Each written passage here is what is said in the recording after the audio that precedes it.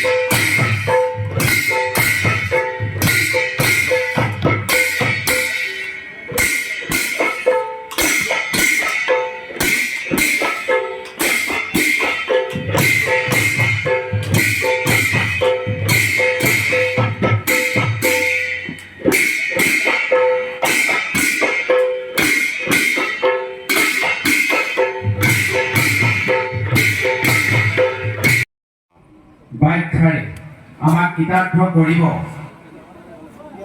শ্ৰীযুত অনিল তাঁতিবা গণ্য কৰিব। কাৰণ জীৱনৰ যিটো দিনত যিটো মুহূৰ্তত আমি সাধুৰ সংগত বহি শাস্ত্ৰ উপদেশ ঈশ্বৰৰ কথা শ্ৰৱণ কীৰ্তন কৰিম, সেইদিনাখন আমাৰ প্ৰত্যেকৰে জন্ম জন্মান্তৰ কাৰণে আমাৰ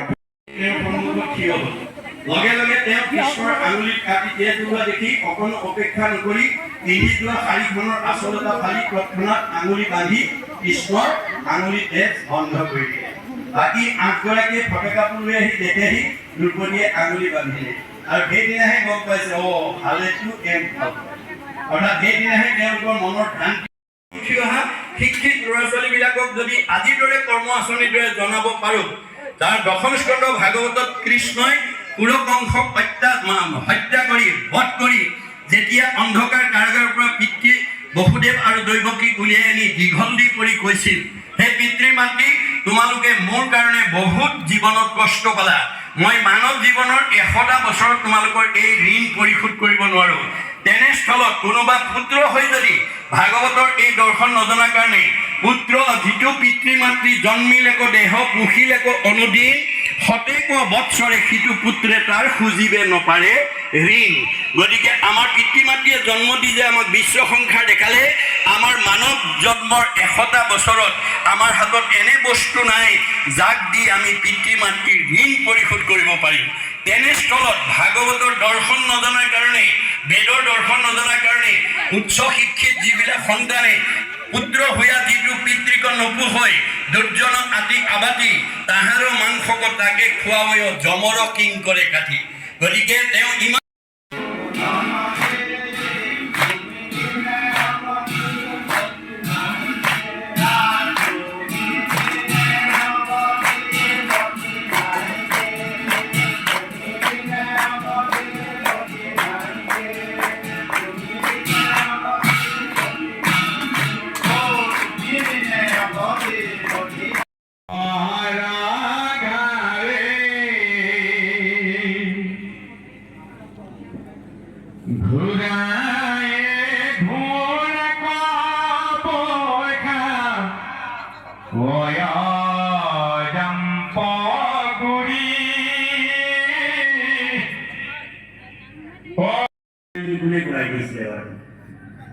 মহেন্দ্ৰ কুল হয়নে?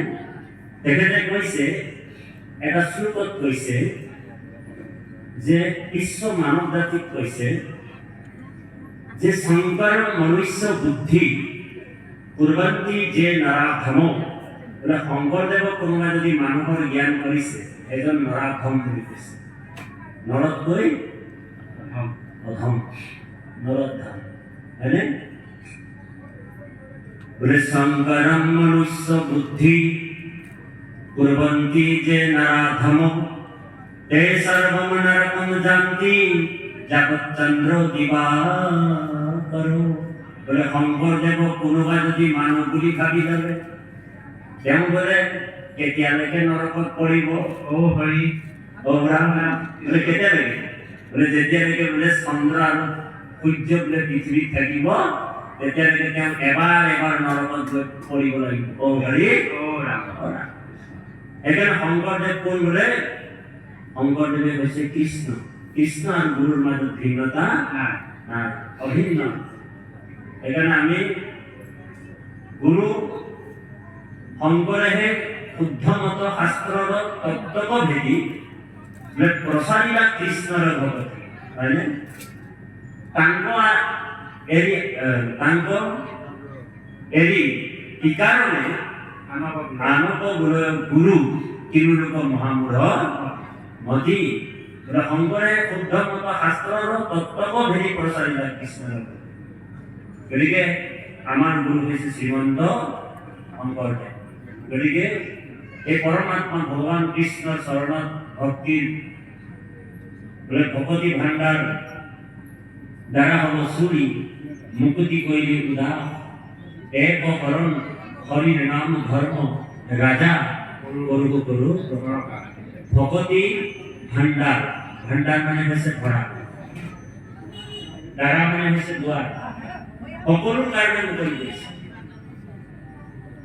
মহাপুৰুষ গুৰুজনে কীৰ্তনত লিখিছে নাহি ভক্তিৰ জাতি অজাতি বিচাৰ কৃষ্ণ ভক্তি সমস্তৰে বাক্য কৰ্ণ মনোমুখ আছে যাৰ হৰি ভকতিত সমস্তৰে গতিকে এই ভকতি ভাণ্ডাৰ সকলো কাৰণে মুকলি কৰিছে কোনে আমাৰ গুৰু শ্ৰীমন্ত শংকৰদেৱ সেইকাৰণে তিনিবাৰ কৃষ্ণ ক'ব তাৰপিছত আমি পাঠলৈ সোমাই যাম আমাৰ পৰম শ্ৰদ্ধাৰ ভক্তজনে আপোনালোকক ক'লে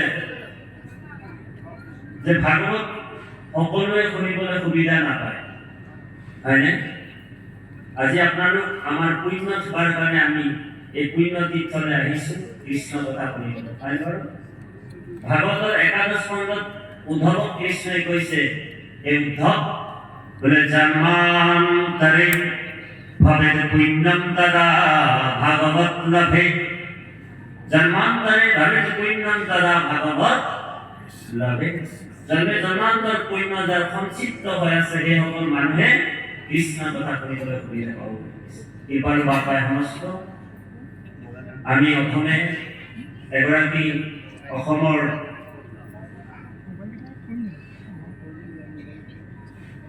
নাৰী জাতিৰ আদৰ্শ আমাৰ পৰম শ্ৰদ্ধাৰ গুৰু বৰুৱা এগৰাকী আমাৰ মাজত উপস্থিত আছে অকণমান থিয় হৈ দিবা আমাৰ এগৰাকী মহাপাপচয় যিটো মনুষ্যৰ নিৰম তৰে ভয় লাক্ষয় ৰাম হিহি জন কৃষ্ণ কথা শুনিবা পাৰে পাপীৰ কাণত কথা খুচিহে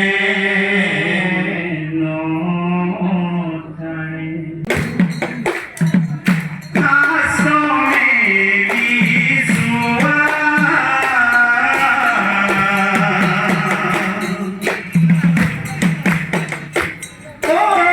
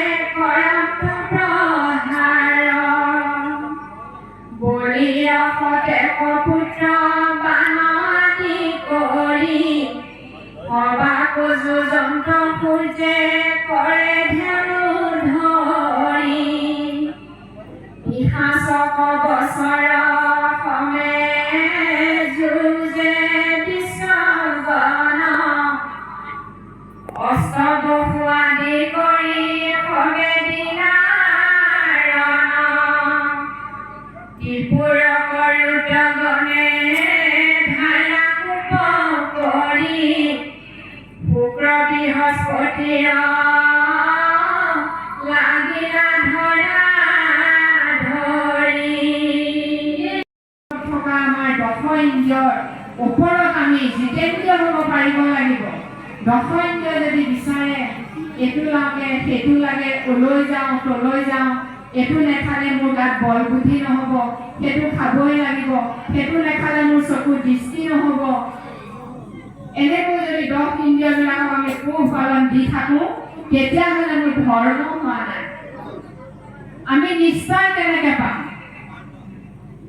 ভাগৱতে কৈছে যত দেখা ভূত প্ৰাণী সবে বিষ্ণু হেমামানি হিংসাই কৰা উপকাৰ শ্ৰৱণ কীৰ্তন কৰা বিষ্ণুক মনত ধৰা দৌৰিবা নিষ্ঠাৰ পাইবা গতি দৌৰিবা নিষ্ঠাৰ। গতিকে আমি নিষ্ঠাৰ পাম, বিষ্ণু মনত ধৰিব লাগিব, শ্ৰৱণ কীৰ্তন কৰিব লাগিব, আৰু আমি দেখা এই পৃথিৱীখনত যত দেখা ভূত প্ৰাণী সবে বিষ্ণু হেমামানি হিংসাই উপকাৰ কৰিব লাগিব। এতিয়া আমি উপকাৰ কৰোঁ নে অপকাৰ কৰোঁ? আমি আইসকলে বেছিকে আলহী আহিছে, আলহী আহিলে কি আনিব লাগে? আমি আইসকলে বাপক অৰ্ডাৰ দিম।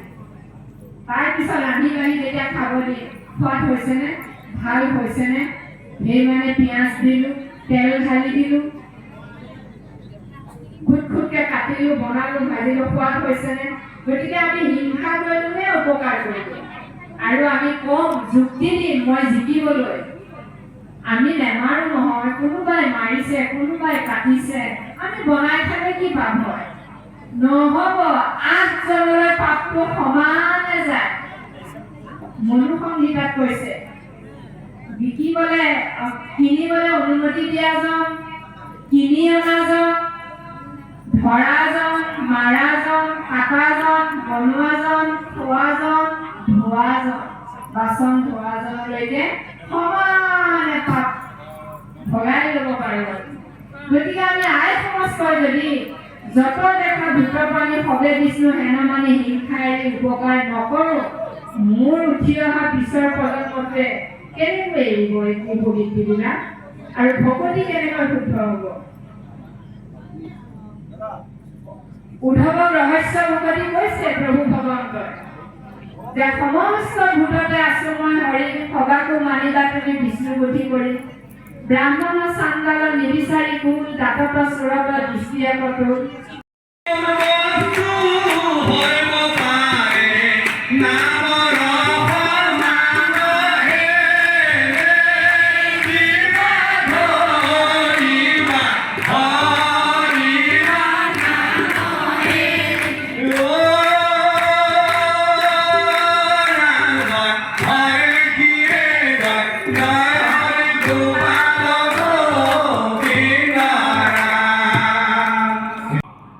তুমি নিৰঞ্জন জগত জীব, তুমি হে পৰম গুৰু প্ৰধান, হবাৰু চিত্তৰ পুৱা আপুনি প্ৰমাণ।